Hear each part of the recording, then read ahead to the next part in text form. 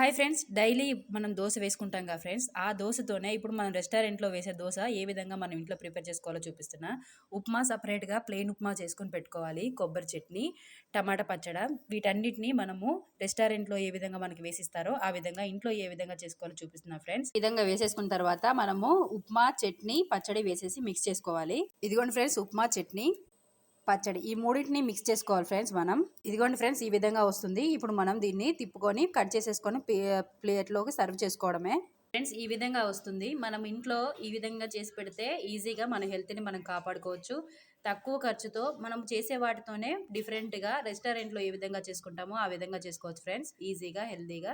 చాలా మంది ఉప్మా తినడానికి పిల్లలు ఇష్టపడరు కదా ఫ్రెండ్స్. ఈ విధంగా ఉప్మా, దోశ రెండు కనెక్ట్ చేసి ఇచ్చేస్తే వాళ్ళు ఈజీగా తినేస్తారు. మనకు కూడా వర్క్ ఈజీ అవుతుంది. ప్లస్ మన హెల్త్కి కూడా చాలా బెనిఫిట్స్ ఉంటాయి కదా ఫ్రెండ్స్. ఈజీగా హెల్తీగా ఈ విధంగా చేసుకోవచ్చు.